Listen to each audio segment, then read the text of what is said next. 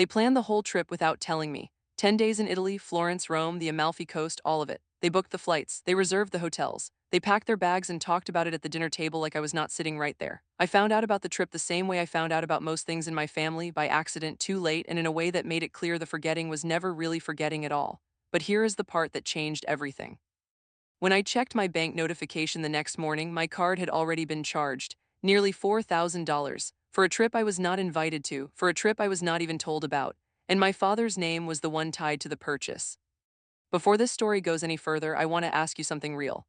If you found out your own family used your money to fund a trip they deliberately excluded you from, what would you do first? Cry, confront them, go silent, or make a move they never saw coming? Think about that as you listen, because Patricia had to figure out the exact same thing, and the answer she found was not the one anyone expected. My name is Patricia. I was 31 years old when this happened, and I want to be clear about something from the start. I was not a child in this story. I was not a teenager throwing a fit because I did not get what I wanted. I was a grown woman who had spent the last several years of her life being the financial spine of a family that treated her like a spare part. I had a good job, I had savings. I had a credit card with a generous limit that I used responsibly, paid off on time, and had never once shared with anyone in my family, or so I thought. I need to give you the background first, because without it, the Italy trip might just sound like one bad moment. And it was not one bad moment. It was the most visible moment in a pattern I had been excusing, softening, and explaining away for years. To understand why that credit card charge hit me the way it did, you need to understand the family I came from and the role I had slowly been pushed into playing inside it. My father's name was Ronald.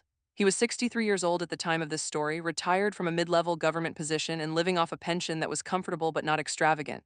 He was the kind of man who carried himself like he had built something great, even when the evidence for that greatness was thin. He was charming to people outside the family. He told good stories. He laughed easily. People liked him immediately, and he liked being liked. What people outside the family did not see was how different he was behind closed doors, not violent, not loud in a dangerous way, but quietly dismissive in a way that left marks. My mother, Sandra, had passed away 8 years before this story.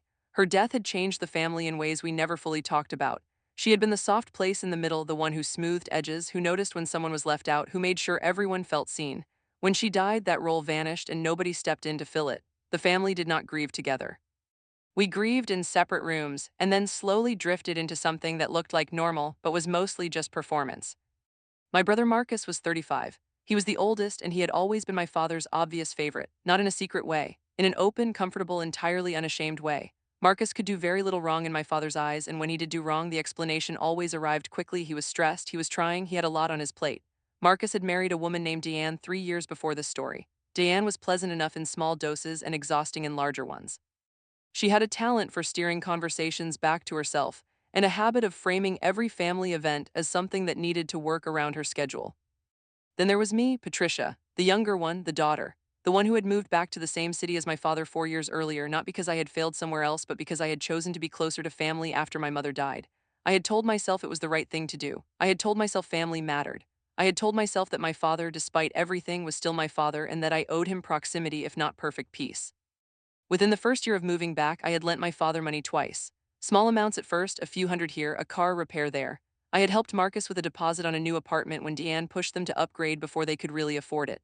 I had organized my mother's estate paperwork entirely on my own because my father said it was too painful for him to look at, and Marcus said he was too busy. I had been to every family dinner, answered every call, shown up for every crisis, and asked for nothing in return except to be treated like I belonged. E-credit card situation had a history too. About 18 months before the Italy trip, my father had called me with what he described as an emergency. His card had been flagged for fraud and temporarily locked, he said, and he needed to book a medical appointment online immediately and could not use his own card. He asked if he could use mine just for this one payment. He said he would pay me back by the end of the week. I said yes. I gave him the card number over the phone because he was my father and I trusted him. He paid me back for that specific charge, but here is the part I did not realize at the time: he had saved the card. He had kept the number stored somewhere. He had access to it without me knowing. I did not find out he still had it until the morning after I learned about the Italy trip. Let me tell you how I found out about the trip itself, because that part matters almost as much as the charge. It was a Sunday afternoon in early spring.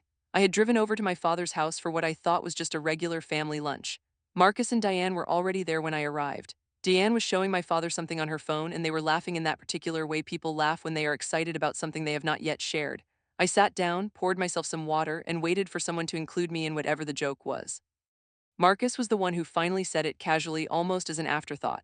He said something like, "Pat, you should see the hotel Dad booked in Florence. The photos are unreal." I looked at him. I looked at my father. I said, "What hotel in Florence?" And my father looked at me with an expression I cannot fully describe, somewhere between caught and unbothered, and said they had been planning a family trip to Italy for Marcus and Diane's anniversary. He said it in the tone of someone explaining something obvious to someone slow. He said they were leaving in 3 weeks. I sat with that for a moment. 3 weeks. The trip was 3 weeks away. They had clearly been planning it for longer than that. The hotel alone had to have been booked weeks or months in advance. The flights, the itinerary, the restaurants Diane was already listing off, none of that happened in 3 weeks of planning. This had been in progress for a long time. I asked the question I probably should not have needed to ask. I asked if I was going. My father looked at me. He looked at Marcus. He said it was really a trip for Marcus and Diane's anniversary and that he was going along as a treat for himself. He said the timing had just worked out. He said maybe next time we could all plan something together. Maybe next time, like I had asked to join a trip to the grocery store. I did not cry at the table. I have cried in front of my father before, and it has never once changed how he looked at me. I sat through the rest of the lunch. I listened to Diane describe the walking tour she had already paid a deposit on and the restaurant in Rome that required a reservation 3 months in advance. I nodded. I smiled at the right moments. I drove home and sat in my car in the parking garage for about 20 minutes before going inside. I told myself it was fine. I told myself adults take separate trips. I told myself Marcus and Diane were celebrating their anniversary and my father just wanted to see Europe. I told myself this was not about me. Then my phone buzzed at 7:15 the next morning. It was a bank notification, a charge on my credit card, $3,840. The merchant name was a travel agency, one I did not recognize. I sat up in bed and looked at the number again. I opened my banking app. The charge was real. It had gone through at 11:40 the previous night after I had left the lunch and driven home, after I had sat in my car and told myself everything was fine. I stared at the screen for a long time, then I called the travel agency when they opened. I gave them my card number. I asked them what the charge was for. The woman on the phone was polite and efficient. She told me the charge covered 3 international round-trip flights, 2 hotel room bookings for 10 nights each, and a travel insurance package. 3 flights, 2 room bookings for 3 people, for a trip to Italy, a trip I had not been invited to. My father had used my card to pay for the Italy trip he had excluded me from. I want you to sit with that for a moment because I needed to sit with it for a long time myself. He had not accidentally used my card. He had not misread which card was which. He had the number saved from 18 months ago, and he had used it deliberately, the same night I was sitting at his table listening to them talk about the trip like I was a piece of furniture. My first reaction was not rage. My first reaction was something closer to grief, because in that moment, all of the small excuses I had been making for years dissolved. At once, every time I had told myself my father just was not good at expressing affection, every time I had told myself Marcus was the favorite but it was not personal, every time I had told myself I was being too sensitive, all of it collapsed. This was not awkwardness. This was not a generational communication gap. This was a man who looked his daughter in the eye at the lunch table, told her she was not invited to the family trip, drove home, and then charged that same daughter's credit card to fund the trip she had just been excluded from. I called my best friend Camille that morning. Camille had known my family for years. She had watched me make excuses for my father longer than she cared to admit. When I told her what the charge said, she was quiet for a moment. Then she said, "Patricia, you already know what you need to do. You just need to let yourself do it." She was right, I did know. But knowing and doing are two different things when the person involved is your father and the wound goes back further than one credit card charge. I spent that entire day not calling him. I did not want to have the conversation before I understood exactly what I was dealing with. I went back through my bank statements for the past 18 months. I went back to every charge on that card since the day I had given him the number over the phone. I was looking for anything else, anything that did not belong. What I found was not dramatic. There were no secret luxury purchases, no mystery charges in foreign cities. But there were 3 small charges that I had never noticed before, 2 of them under $30, one just over 50. I had always assumed those were my own purchases that I had forgotten. Groceries, gas, a subscription. Looking at them now, I was not so sure. They were from vendors I did not regularly use, from dates when I had not been near those locations.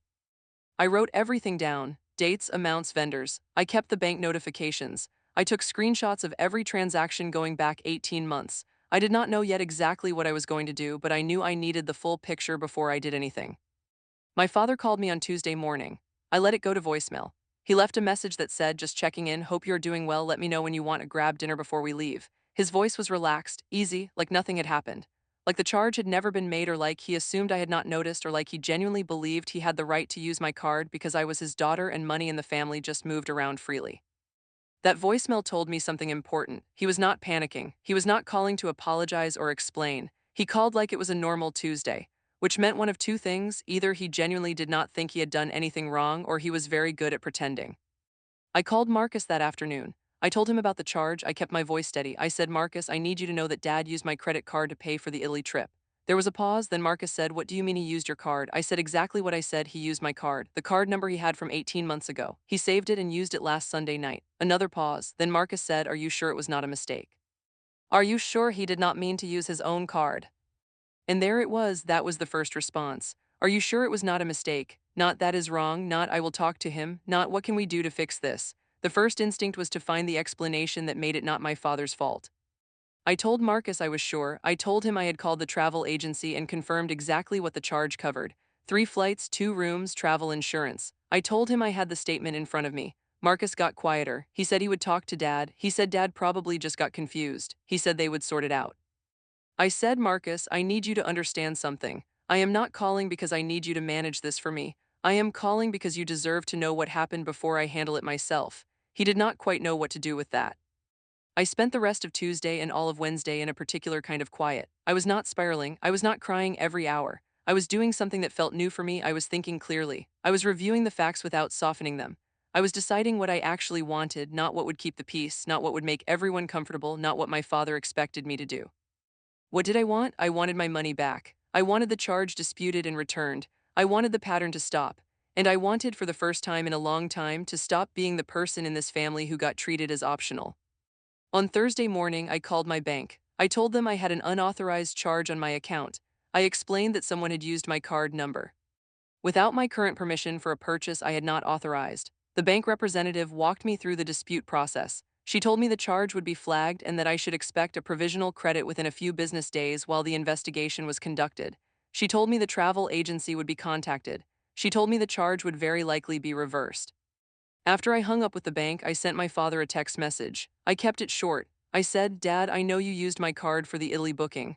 I've filed a dispute with my bank. I'd like to talk when you're ready." I put my phone face down on my desk and went back to work. He called 7 minutes later. I let it ring. He called again. I let it ring again. He sent a text that said, "Patricia, call me right now. This is not how we handle things in this family." I read it. I put the phone back down. He sent another one that said, "I was going to pay you back. I just needed to cover the deposit and my card was giving me problems." His card was giving him problems, right. I called him that evening when I was ready, not when he wanted.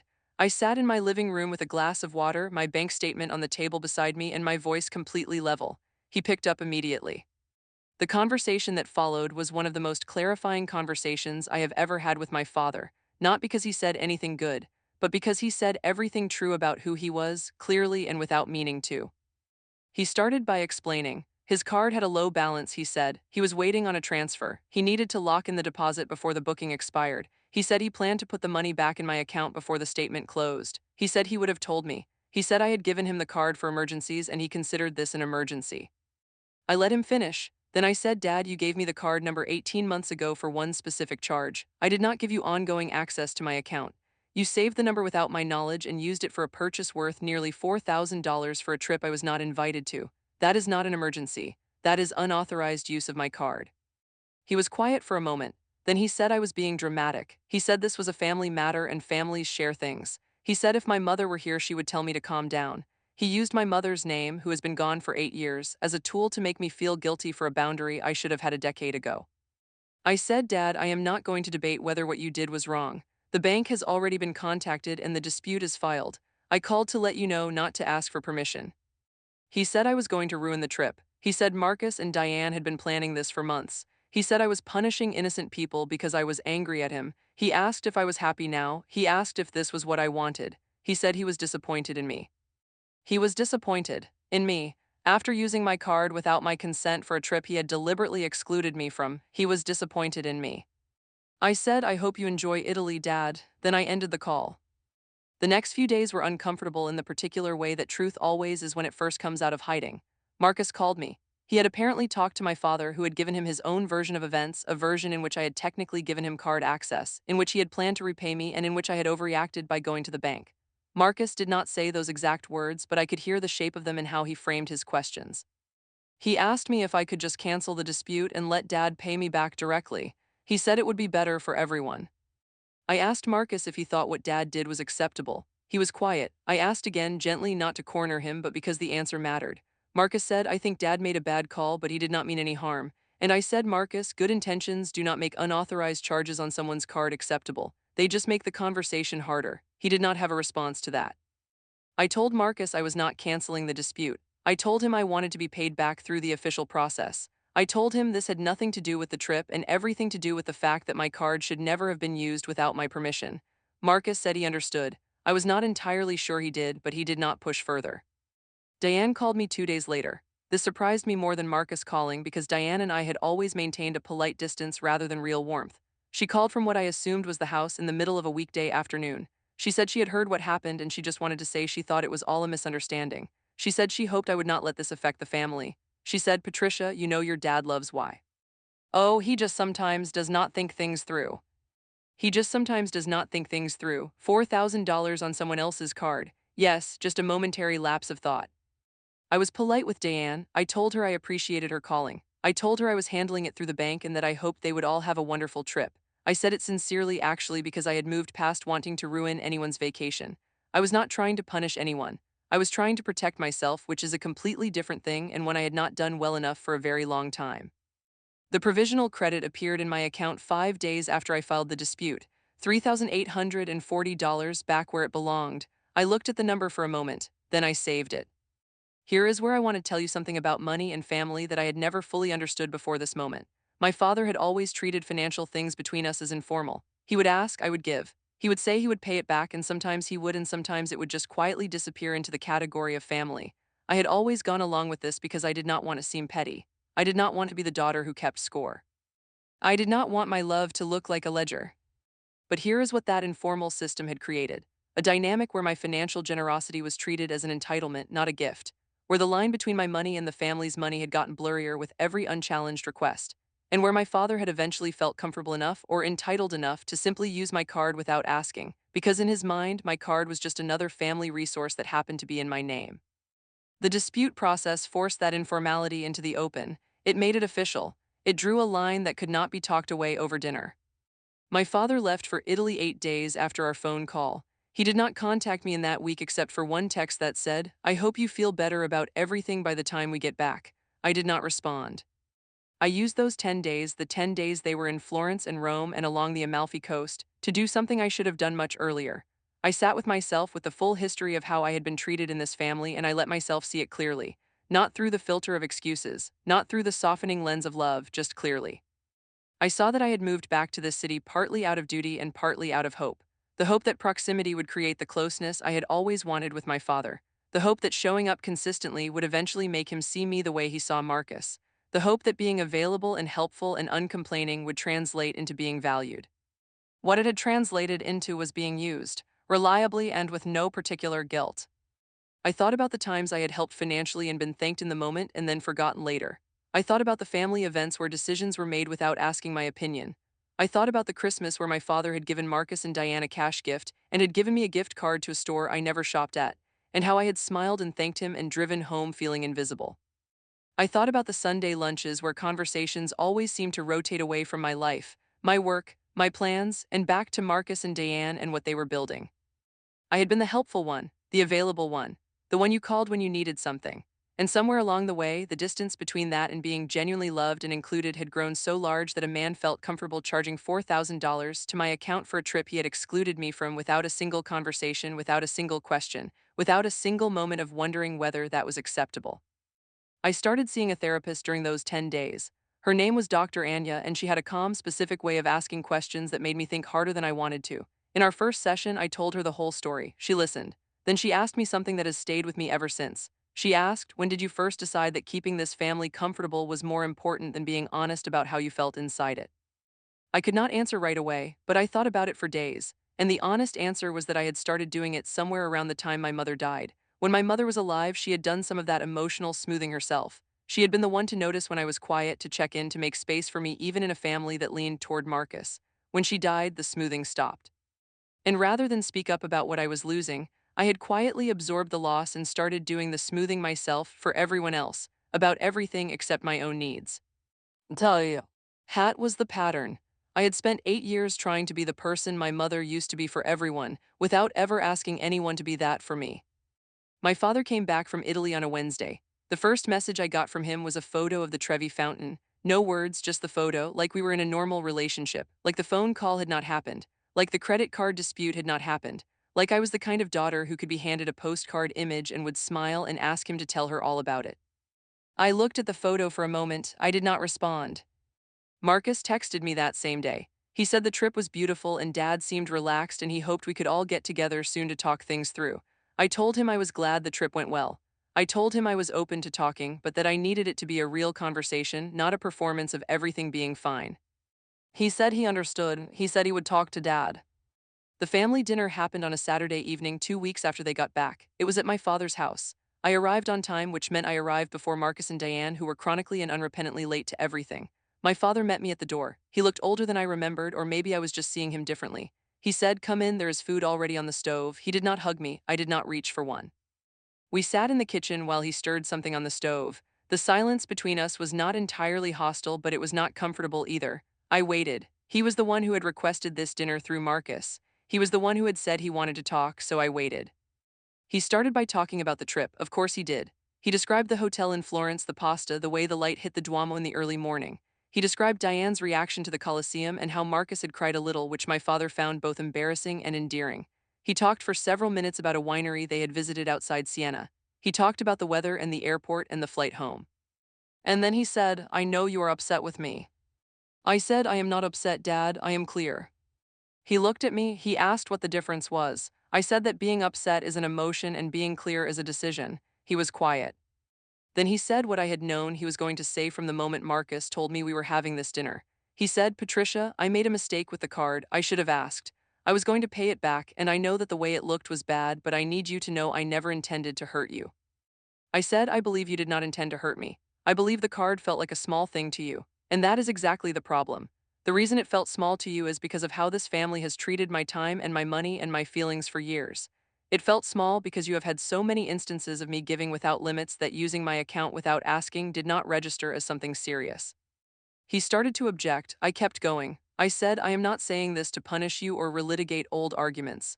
I am saying it because if you genuinely do not understand why what happened was wrong, then we will end up here again. And I cannot keep ending up here." My father sat back in his chair. He had a particular expression he used when he felt cornered, not angry exactly, but closed, like a door that had pulled slightly inward. He said he did not realize I felt so undervalued. He said he had always thought of me as capable and independent, and that maybe he had leaned on that too much. I said, "There is a difference between being capable and being taken for granted. I have always been capable, but capable does not mean available for everything at all times without acknowledgement." Marcus and Diane arrived about 20 minutes into this conversation, which was either bad timing or carefully calculated timing on Marcus's part. The energy in the kitchen shifted when they walked in. Diane went immediately to the stove to stir things and announced that it smelled wonderful. Marcus looked at me and then at my father and made the specific assessment that things were still in progress. We all sat down to eat. The conversation became surface level for a while. The Italy photos were brought out on Diane's phone, the food was discussed, a neighbor's new car was mentioned. I sat and participated at a level that was present without being warm. I was not performing happiness, but I was not creating a scene either. After dinner, when Diane had drifted into the living room and Marcus was clearing plates, my father came to stand near me in the kitchen. He said in a low voice that he wanted to make things right. He said he had already transferred money to cover the charge. I checked my phone right then. The transfer was there. The full amount plus a small extra amount he described as interest. I said, "Thank you, I meant it."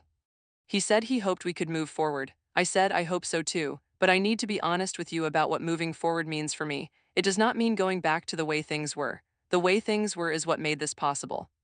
He asked me what I wanted things to look like, and for the first time in my life with this man, I told him, clearly, without softening, without the usual round of apologetic qualifications. I told him I wanted to be included in family plans, not as an afterthought, not as a practical consideration, as a member of the family. I told him I wanted my financial generosity to be acknowledged as generosity, not absorbed as expectation. I told him I wanted him to ask me for things rather than help himself to them. I told him I wanted him to show up for my life the way he showed up for Marcus's, with interest and presence and the same willingness to drive across town on a Tuesday if I needed him.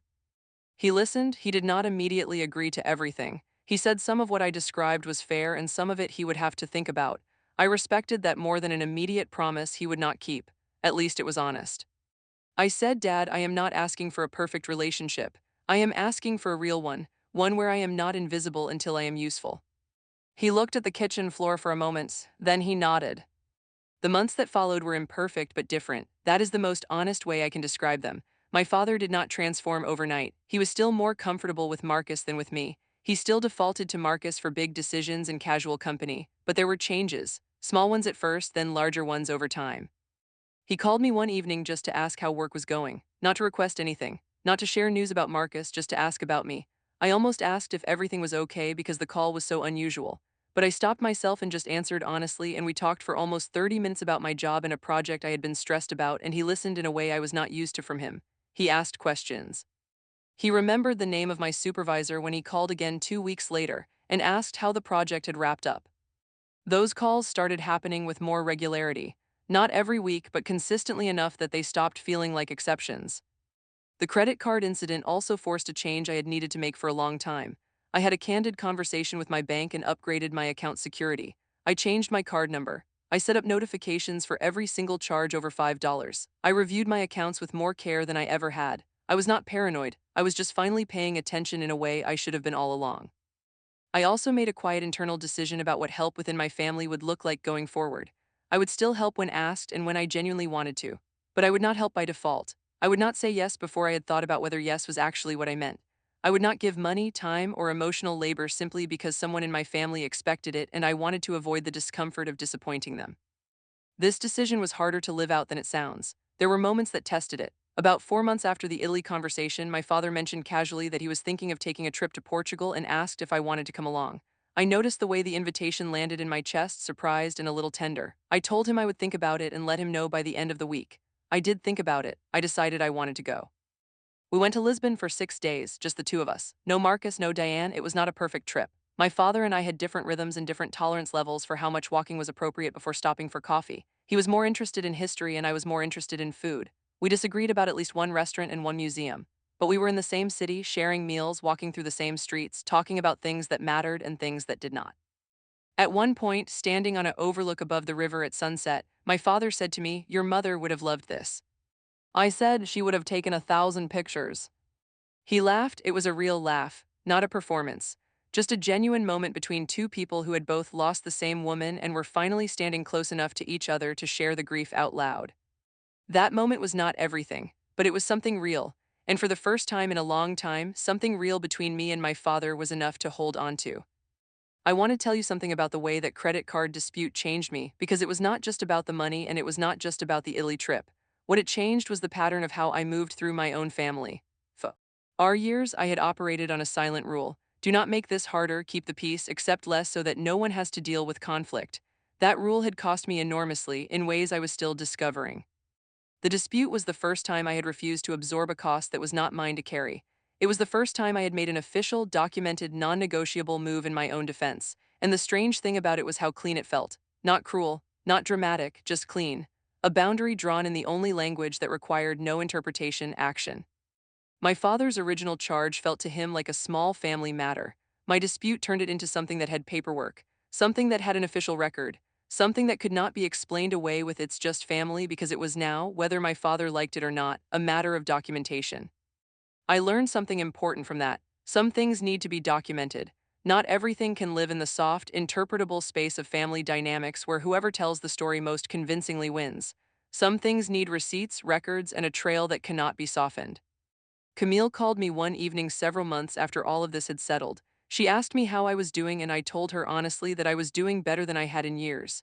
She asked what had changed. I thought about it. I said I stopped managing everyone else's comfort at the expense of my own clarity. She was quiet for a moment. Then she said, "That is the most Patricia thing you have ever said." I asked her what she meant. She said she meant it as a compliment. She said she had always known I was that person, the clear, grounded, emotionally honest person, but that I had spent a long time burying it under the need to be liked by people who were not paying close enough attention to deserve it. That stayed with me, the idea that being seen clearly by yourself is not something you can skip. You can spend a decade being the helpful one, the available one, the one who shows up every time, and if you're not also honest about what you need and what is not acceptable, all that availability just teaches the people around you that you have no limits. And people without limits are not admired, they are used. The Italy trip was a lot of things. It was a vacation I was not invited to, it was a charge I did not authorize. It was a moment of humiliation and clarity arriving at the same time. But it was also, if I am being entirely honest, the most useful thing that ever happened to me inside my family, because it was the moment I could not explain away. It was too specific, too documented. Too clearly a reflection of exactly how I had been treated, and exactly how much space I had given that treatment to continue. Some things in your life arrive as problems that are actually corrections. The Italy trip was that for me, a problem that corrected the course I was on. I am still in contact with my father. Our relationship is not simple and it is not finished being rebuilt. Some months are better than others. He still defaults to Marcus on some things, and I have made peace with the fact that some of that will never fully change. What has changed is me. I do not chase what is not offered freely. I do not excuse what is clearly wrong. I do not carry costs that are not mine to carry. And I do not let my financial generosity get confused with unconditional access to whatever I have built. Marcus and I are in a better place too, not because the Italy conversation fixed everything, but because honesty has a way of making even complicated relationships more solid over time. Diane and I are still politely distant, but she no longer calls me to manage my feelings on behalf of the family, which we both seem to prefer. And my card is my card, no one else has the number, no one else has access, and if someone needs help, they can ask me with words and I will decide from a place of genuine choice whether and how to help. That is what changed, the choosing. I started choosing, not reacting, not absorbing, not accommodating before being asked, choosing with clarity and without apology. My mother used to say that the people who love you will not require you to disappear in order to be comfortable. I was 31 years old before I fully understood what she meant, but I understand it now, and I am building my life around it slowly, imperfectly, and entirely on my own terms. If you are in a family where you feel more like a resource than a person, where your presence is noticed mainly when it is useful and your absence is irrelevant until something is needed, I want you to know that the moment you stop absorbing that treatment silently is the moment the real story begins. Not the revenge, not the confrontation, not the dramatic speech at the dinner table. Just the moment you decide your own clarity is worth more than someone else's comfort. That is the moment everything shifts. At moment for me was a bank notification at 7:15 in the morning on an ordinary Monday, a number I did not recognize, a charge I did not authorize, and a quiet, final understanding that some things were not going to continue the way they had been. I made one call, then another. Then I waited clearly for the consequences to land where they belonged. And they did. Let me take you back to something I glossed over earlier, because it deserves its own space in this story. The moment I discovered the three smaller charges on my card, the ones under $30 and the one just over 50, that discovery changed how I understood the larger charge. If my father had used my card just once in a moment of poor judgment under genuine financial pressure, then the story might have been what he said it was, a mistake he intended to fix.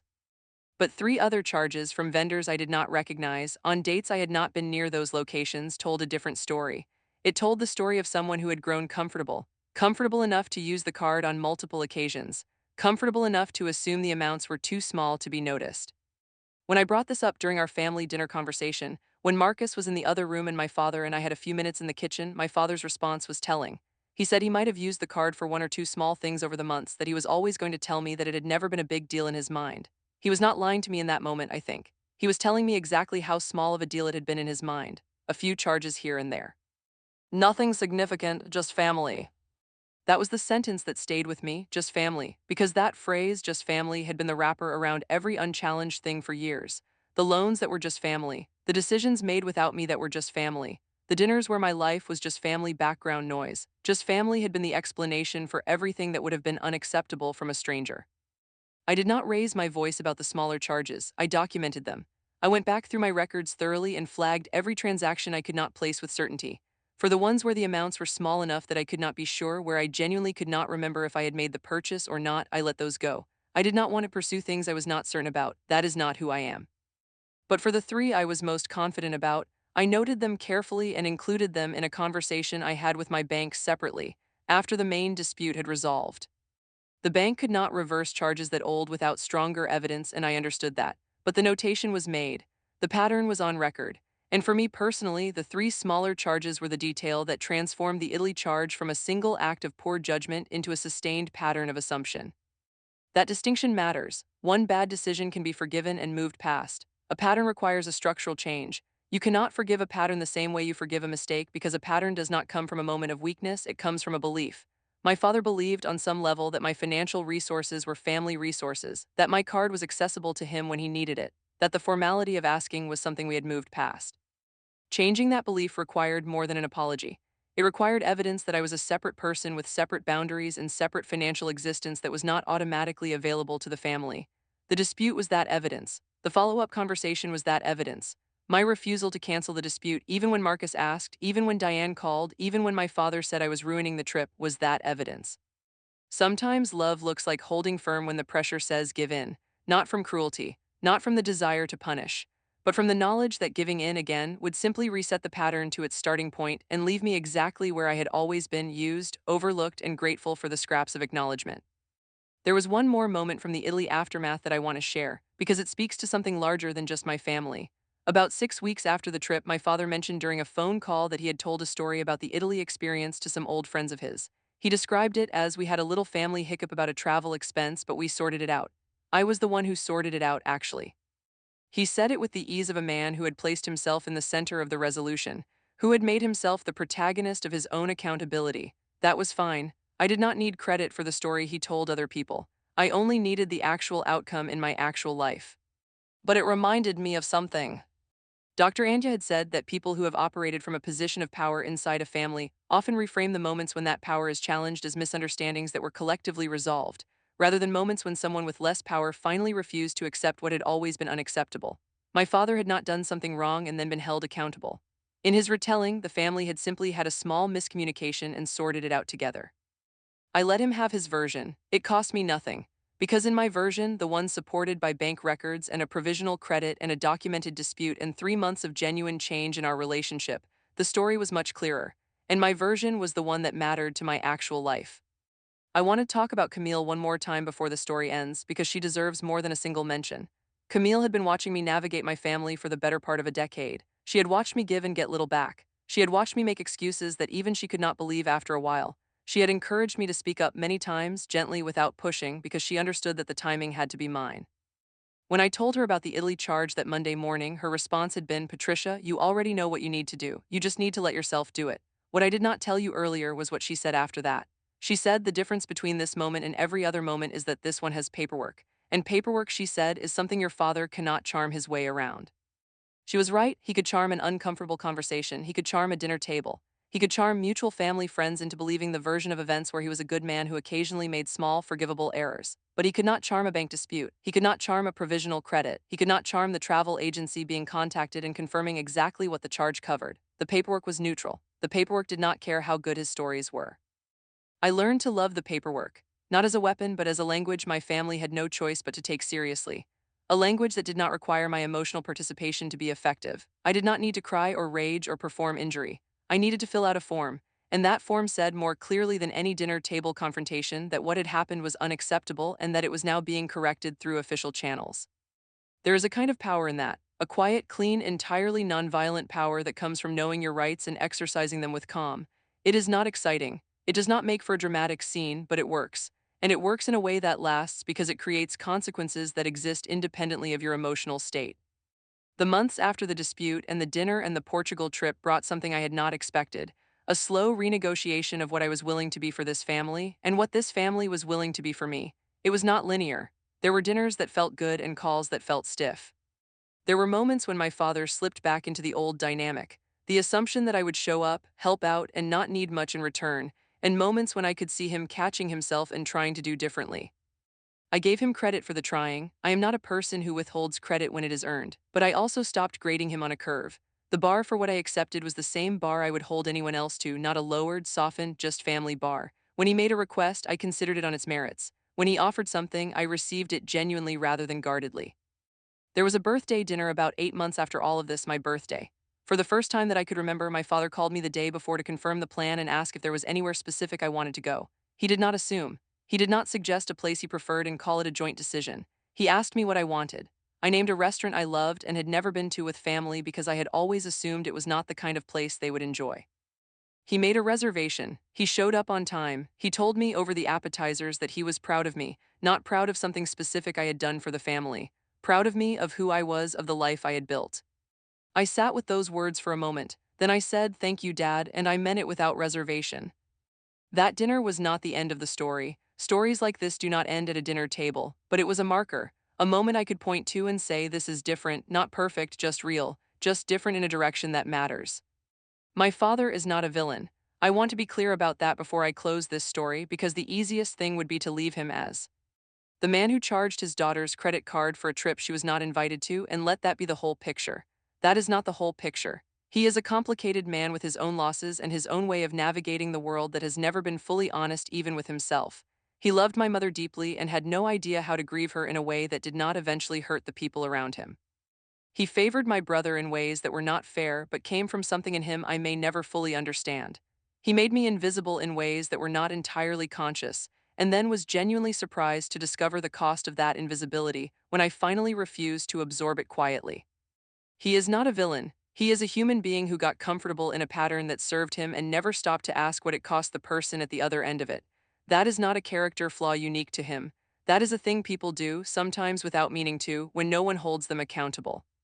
I held him accountable, not loudly, not cruelly, not with years of stored grievance poured out all at once. I held him accountable with a bank call and a conversation and a clear statement of what I needed from him going forward. And that was enough, enough to shift something, enough to begin something that looked, slowly and imperfectly, like an actual relationship.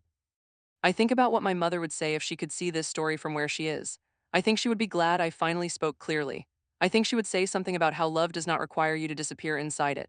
I think she would tell me that the hardest kind of courage is the kind that protects you from the people you love, because it requires you to hold two true things at once, that you love them and that you will not let that love be used against you. I hold both of those things now, every day a little more steadily. The Italy trip happened without me, and I am genuinely glad it did, not because I did not deserve to go, but because the charge that came with it was the most honest thing my father had ever told me about how he saw me, and the dispute I filed was the most honest thing I had ever told him back. We both learned something, we are both still learning.